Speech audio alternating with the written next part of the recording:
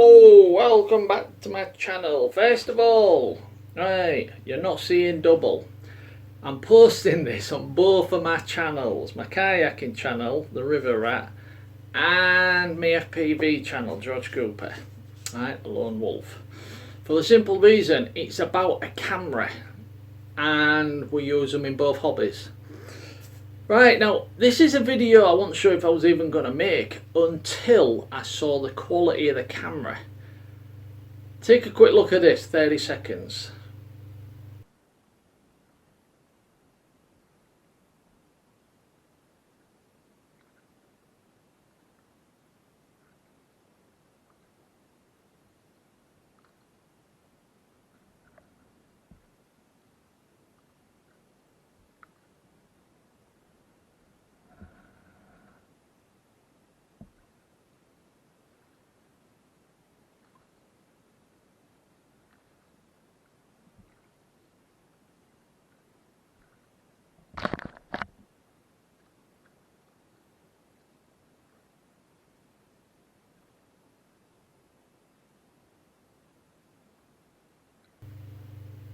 And we're back.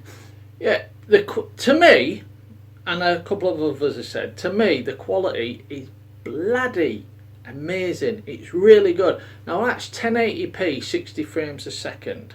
I'm going to show you the camera in a minute, and I've got a few things to tell you about it, and also about an upgrade, so to speak. But to me, it's a cheap camera, so keep watching. If you're after a new camera for recording like that, this isn't a GoPro or like that. Personally, I think GoPro should be worried. Right? Because anyway, I'll tell you what. Let's go to the bench and take a closer look at the camera.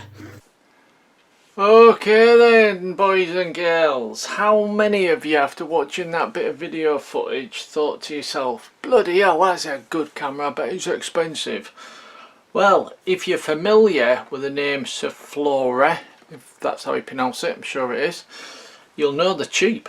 These are cheap cameras, and nobody can say that that video footage that you just saw was bad. That was amazing, and let's be honest, it was filmed inside the waterproof plastic housing, right? Because I had this on my kayak and that turns, so it was filmed inside this waterproof plastic housing which comes with it. By the way, let me just put that down now because I don't need to really show you that, but that waterproof plastic housing does come with the camera. And here's the camera. It's the, well, it's there, the SF230. Now they do make an SF, I believe it's 430, and they make a 530. I will mention them in a minute, but I don't have them, and I say at the moment. To be continued, shall we say. Right, so let's be honest, Wi-Fi, right, there's an app, okay. I haven't used it, so I can't talk about it. I might as well mention this. I'm actually getting the top of the range, the SF530. I will be testing out the Wi-Fi on that. Alright. But yeah, I haven't used it on this, so I can't really mention it. But as for the camera itself, I'll tell you what, let's see what comes in the box first of all. Right, you get a mess of stuff, so we can cover this quick. You get a sort of like a, I suppose, a tripod mount adapter. You get a little adapter so you can clip the camera onto your cap, onto your jacket, I suppose, right, whichever way you want to do it. But you get, I've already taken some of these out, by the way, and I'm using them now. Oh yes, the camera does come with a microphone built in, and it's pretty good. It's pretty good, right? Can't knock the quality, right? But you've also got, as you can see, an external microphone to get a really good quality. You plug it in and you can sit and do your blogs or whatever, right? But you do get a whole, you get a spare back, right? Which I don't understand, because that waterproof case is very, very strong. So I don't see why they'd actually give you a spare back, but it's nice to know there's one there. And you get, should I tip them out? you get every attachment you can imagine for motorcycles or push bikes, and there we go. Some of them I've already taken out. It's got extra ones there, and they all attached to different connectors, and you get a whole mess of stuff. Right now, I'll tell you what, I was going to save this till end, but I'm going to tell you right now, this camera cost me 40 quid. Well, actually it was about £41.50. Right, 40 quid. 40 quid for that high quality footage. Bloody amazing footage. And that's all it was just over 40 quid. Right, now, I do believe they've gone up. Right, not much. I think they've gone up about a £5. So that's not much. Right, I forgot to put the microphone on. I'll deal with all this pack away later on. Right, but the camera. Oh, you also, which I've left it downstairs, which is a bugger.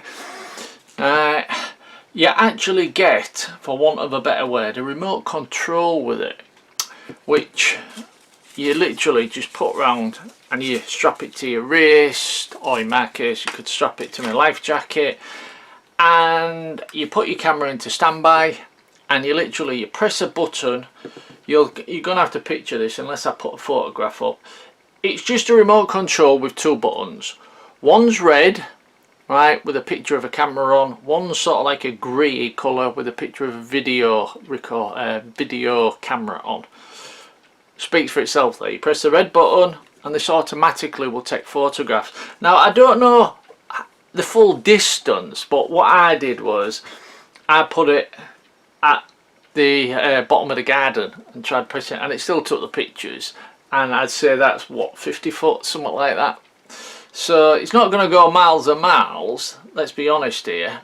But yeah, so you press a button, start recording, press a button, stop recording, press a button, take a photo. It's all there, rather than leaving your camera on constantly. Now, in the case of a quadcopter, if you're mounting this into a quad, you don't really need the remote, right? Because you can just press the button and start recording. But it's there. But in a situation for me, in a kayak, rather than leaning forward to get the button and stuff, it's ideal that it's just remote control. Absolutely ideal. Okay, yeah. It comes with, I didn't mention that, it comes with two batteries. Right, two batteries. And I found, right, at 1080p 60 frames per second, the batteries last a couple of hours, but you get two, right? And they're not expensive, but I'll come back to that in a minute. I'll just show you the side first. It's got a little seal. I can never open these things because I've got no nails. It's got a little seal here, right?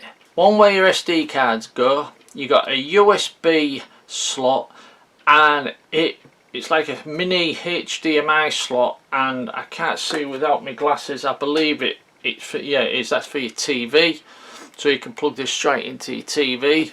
I should zoom in now at this point. Sorry about that. That's better. You can see what I'm talking about now, can't you? Yeah, here you've got your HDMI. I haven't got any. There you go. HDMI on this side, which you can plug straight into your TV. That's for your microphone, SD card, as you can see, and a USB cable. It's not USB-C, it's just standard USB.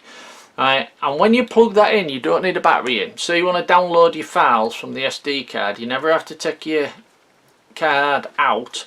All you have to do is plug in your USB, plug it into your computer. I'll just come out a little bit now. Plug it into your computer, and the screen pops up. You've got an up and down button at this side, right? The screen pops up and you've got three options. The first option, I believe, is charge. Alright, so it'll ask you if you want to charge. In fact, it will start charging automatically, but if you haven't got a battery in, it's going to wonder what the hell's going on. The next option is for downloading your files, and then there's a third option that I can't remember. I think it's for software updates. That was it, software updates. So yeah, so how's it work? What's it do? Right, Well, you've seen the footage at 1080p 60, and to turn it on, front button here, right, front button here, you turn it on, hold it for a few seconds, say 3 seconds, and then it comes on. Now you're instantly in, shall we say, video mode, standby mode. You've got your battery in the top right, you've got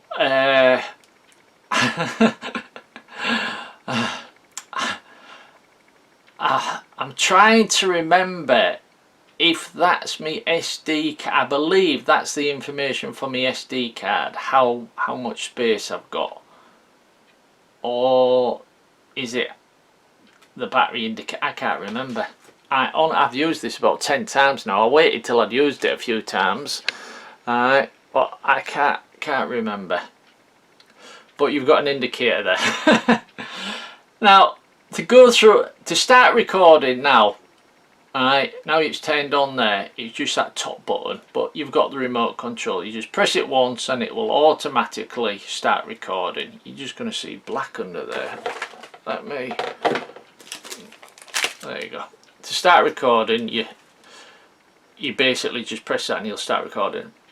Right, the button at the front also works as your menu button. If I press it once, no files because I've emptied the file. Press it again. This button at the front, that's what I'm pressing. This button here. Alright, and this is where your photographs and your videos would be. Press it again and we're into the menu. Now, options. I really hope I can get this in focus here. Alright, I don't want to zoom in too far. Right, I think that's in the middle of the screen. Right, your options. Your up and down buttons on the side I mentioned, and this is like your select button. You don't touch that underneath button again. Alright, not yet. Alright, but here you can see on the left you've got page 1 of 2, so there's 2 pages. You've got your video resolution. Now this is where I've set mine to 1080p 60 frames per second. It will, if I enter it by pressing the button on the top, it will go up to 4K 30. Alright, and to come out you press that button underneath, the start button shall we say, and then it brings you back here. I hope that was clear. You got your EIS, which is your stabilization mode. When it, I don't know how good that will be on a quad on this cheap version. This is the standard version, because I haven't tested it on a quad. But at the price, you can test it yourself. And you press these side buttons just to go through. Right, you're looping your video, whatever you want to do there. Alright, you could really just do this yourself rather than me reading every single one. Oh, the slow motion works really well. It's got a slow motion. Alright, and that does work really well. I wish I had some footage to show you. Alright, and you just keep pressing until you go through. And then when you go to the next page, you go back to that power button underneath and you press it again. And then you're into your different settings, your camera settings, which is your resolution, time lapse, space photos, all that sort of stuff. But if I press it again and again, you can keep going through loads of different settings here. Languages, formatting, date format, there's the frequencies, there's a lot of stuff. And then if you press that button again at the bottom, it brings you to the exit where you press the top button and you exit. Now I've skipped through that quick for one reason and one reason only. It's self-explanatory. It is so self-explanatory and so easy to figure out. It's not difficult. Let me just turn this off. To turn it off, you just press and hold that power button again at the front for about 3 seconds. There you go, going off and off. But yeah, it's so self-explanatory. That menu will come out again now. That menu button really is, the menu I should say, not menu button, the menu is really easy to figure out, right? Because as you go through it tells you what every single thing is, and I've showed you which way to go through by pressing them buttons and pressing that one to select. Right, now I've mentioned 2 or 3 times how brilliant the 1080p 60 is, and you saw it in the video. But George, it says 4K on the front. Well, the 4K footage I don't bother using, right, for 3 reasons. The first reason, right, which to me is the most important in a matter of speaking, right, is it takes forever to upload to YouTube. Right, so that's a bit annoying. Not the camera, that's YouTube's fault. YouTube take forever. And I mean forever, as you'll know if you've uploaded anything in 4K to YouTube, it can take a long time. But the main reason why I don't use the 4K on this camera is it's almost the same as the 1080p 60. There's not a lot in it, to be honest. Now, some people will class that as a downside, but remember, you're paying around about 40 quid, like a bit more now. Like I said, they've gone up a few pounds, not much, but you're paying, let's just say, between 40 and 50. And if you're getting a camera that can produce such quality image like what you saw in the video at the beginning, you don't really care for 40-50 quid if it does 4K. It has to do 4K. Well, no, as long as the quality is good, and let's be honest, the quality is fantastic. It's bloody fantastic, the quality. So if there was a downside, it would be that. Plus, not to mention, let's be honest, 4K eats up your memory card. Now, as a bonus, to charge I've told you about charging it. You put the battery in, you go into that slot. Now, because this came with 2 batteries, I decided, I thought I'm going to pick up the little charging kit. You get a little charging kit with it. Not with it, to buy separate. And this was, I think it was 12 quid. And I thought, just to get a charger so I can charge both batteries at the same time. And it comes with a USB cable to connect it up. Right, but I've took that out, it's downstairs because I use a different cable, because it was a short cable, I use a long one. And it was ideal, right, you put your 2 batteries in, you plug it in and you charge it up. And I thought, for 12 quid, yeah, you can't moan, it works. But what shocked the hell out of me, which I didn't realise when I bought this, it wasn't until it arrived when I went back to the site, read it again, because I didn't really read it, I just wanted a charger. I spotted a charger, it said 12 quid, I thought that'll do. Right, you actually get 2 batteries with it. I know, some of you are saying, wow, that's upside down. 2 batteries with it. So for 12 quid, or whatever, I think that's gone up a couple of quid now, but for 12 quid, say 12 to 15 quid, you're getting 2 more batteries, right, and a charger, and, yeah, I mean, so you're getting about 10 hours, because you get just over 2 hours on each battery. So with 4 batteries, you're getting about 9 hours worth of footage. And I didn't even know this came with 2 batteries. It wasn't until I went back, looked at it, and it says, yeah, it comes with 2 batteries. I thought, what an amazing deal. Absolutely amazing.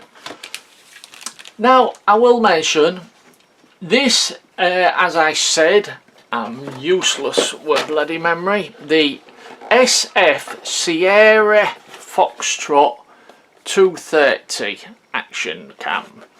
Now, I'll put a picture up because they make 2 more. Right. If they make any more, I apologise, Surfola, I didn't realise. Right, but they make like an extra one. Alright, we'll call this the standard, and we'll call the next one, I don't know, we'll call it the Pro. Call the next one the Pro, because the next one is all touch screen. Everything's touch screen. There's none of these buttons, so you don't have to mess about, and it's all touch. I'll put a photograph up. It's all like touch screen and everything, and that's an upgrade. Now, I don't own it, so I'm not going to lie to you, but apparently, right, the 4K footage is better than this one. But you would expect that, because the next level up, the SF Sierra Foxtrot 430, is slightly more expensive. Right, I think it's only about an extra 20 quid though. But you're getting a touch screen with it, and the 4K is more improved than this camera. Now, I did mention at the beginning there's another camera out that's actually on the way to me. Alright, it's the SF, again, Sierra Foxtrot 530. The 530, that's the big daddy one. It's the main sports one. And it has a screen at the front as well as a screen at the back, so ideal for if you're doing a selfie, for argument's sake, lining yourself up, because you've got a screen at the front. Right, shoots in 4K 60 frames per second, all touchscreen and everything. I can't say now else about it because I haven't got it yet, but I'm looking forward to getting that and testing it and doing another review. But getting back to this camera, for between 40 and 50 quid, like I said, I don't know now, they've gone up a little bit, I got them on offer. Right, it's bloody amazing. This is I can highly recommend it. Right, I can't recommend it highly enough.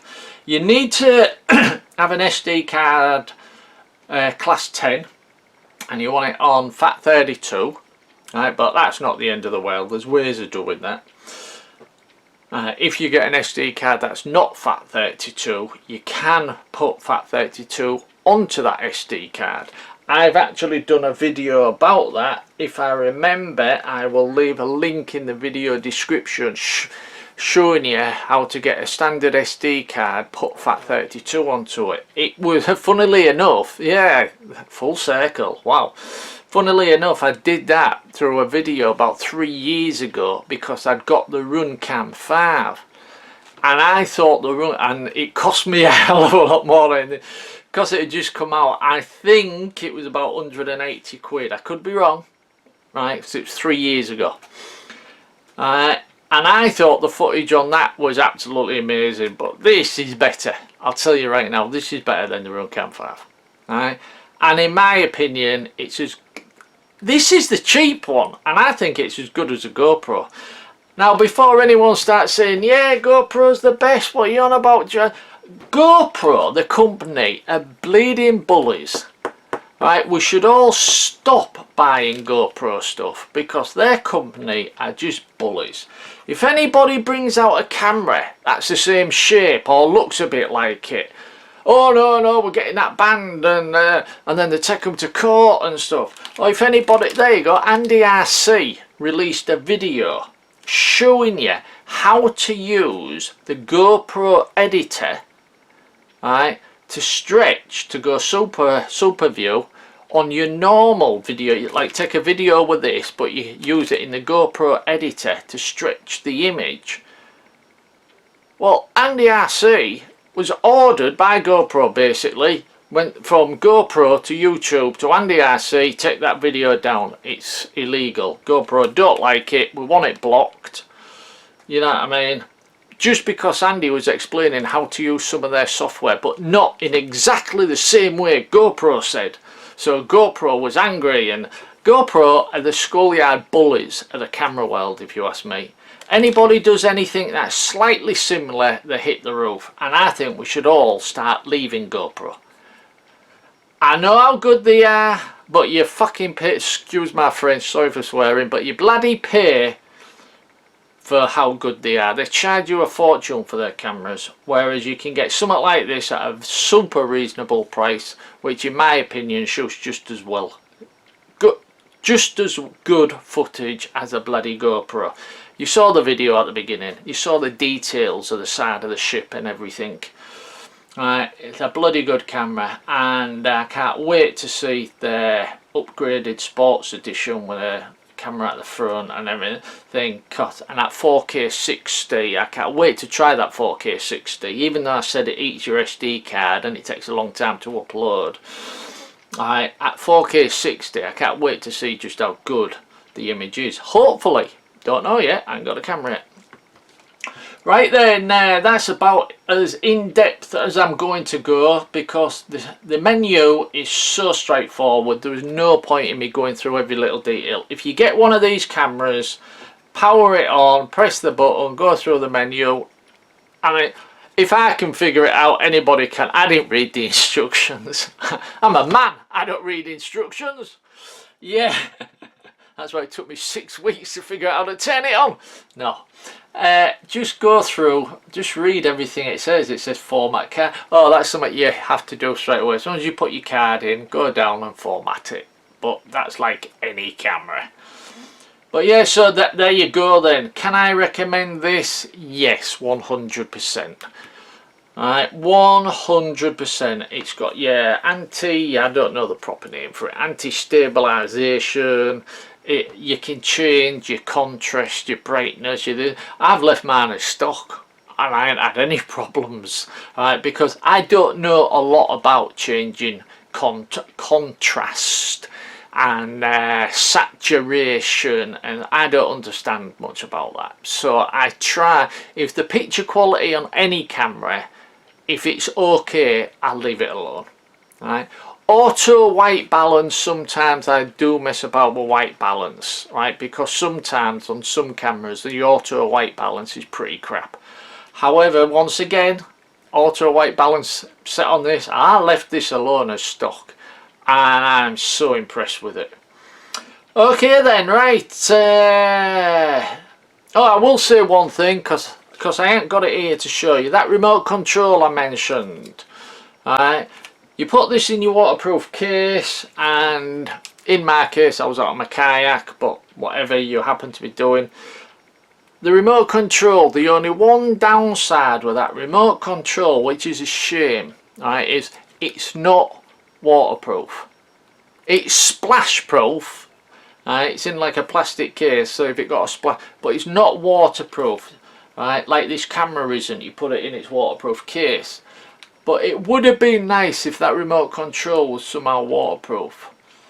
What I did was I put the strap on it and everything, right, and then I just wrapped some cling film, just some cling film, not around me, just around the actual remote. I'll tell you what, I'm sick of talking about something that's not here. Stay here, I'll be back in 1 second. Right, I'm back. Let me move you out of the road. This is what all the fuss has been about. This is what it is. Right, here's your remote control, and all I've done is just wrap a piece of cling film around it. Right, it'll be no good if I'm in the boat and I tip and go into the water, but just to keep any heavy splashes off. Right, just a piece of cling film. That's it. It's on my wrist. Right.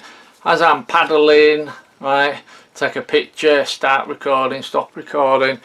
It's a great little gadget. And if it stops working, 4 screws, take the back off, and it's like just replacing your battery on your phone. Not your phone, on your watch. But yeah, so you get the remote control with it. Okay, I don't know how long this battery will last, no idea. Right, no point guessing, there's no information or out like that. I suppose it'll last as long as it lasts, but it's a simple procedure. As I said, 4 screws, take the back off, put a new battery in, and let's be honest, the batteries are expensive, you know, like watch batteries, you know the little, I use these sort of things, right? I picked that up, I think this was about £5, and I got a load of the bloody things.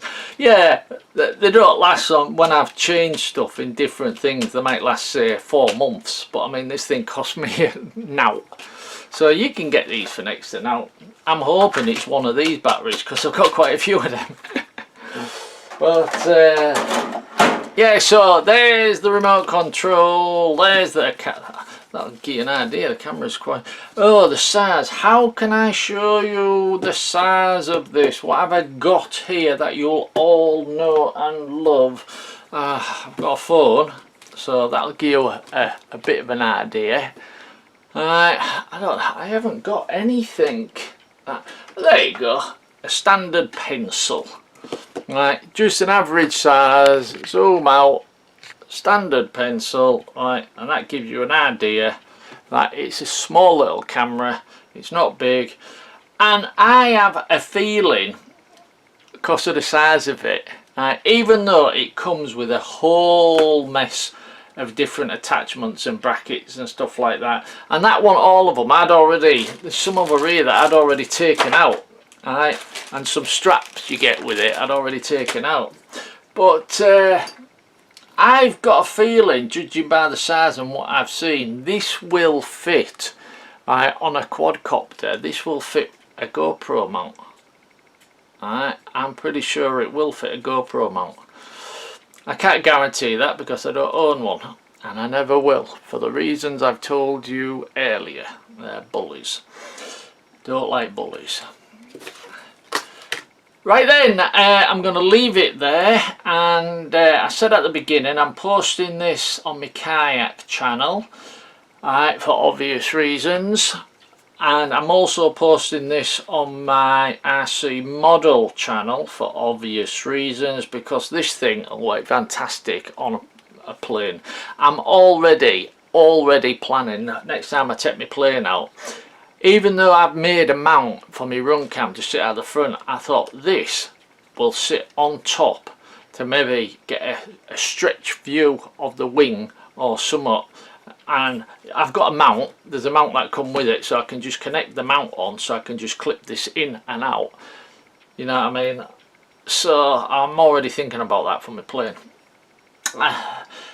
I wouldn't use it, me personally, I wouldn't use this on a quadcopter. That's why I haven't tried it, because I don't use cameras on quadcopters anymore, because I have got DJI system, and I think the DVI quality is just so bloody amazing, and I edit the DVI quality to 4K to make it even better for uploading to YouTube, so there's no need for me to, because I'm using the Vista or DJI Air or whatever on different quads, so I don't use a camera anymore. Right, but on my plane this will fit perfectly. Okay then, so to sum up, is it worth it? Yes. Who should buy this at the price? Anybody and everybody who wants a bloody good video recorder, and it takes some great photographs. I'll tell you what, if I remember, I'll stick up a couple of photos now as we're gabbing. Right, take some great photographs, right, unless I'm in shot. But yeah, so who should buy it? Everybody. Everybody should buy this one who wants to take videos and stuff like that, because it's at a great price and it's a bloody good cam. Okay, so who should buy it? Everybody watching this bloody video. And don't forget 2 spare batteries and a charger for about 12 quid. So there you go then. I nearly said pilots and ground crew then. That, if anyone on my paddling channels, watching my kayak channels watching this, that's how I sign off on my model channel. Pilots and ground crew. So because this is going out on both channels, I will simply say hope you enjoyed the video. Cheers.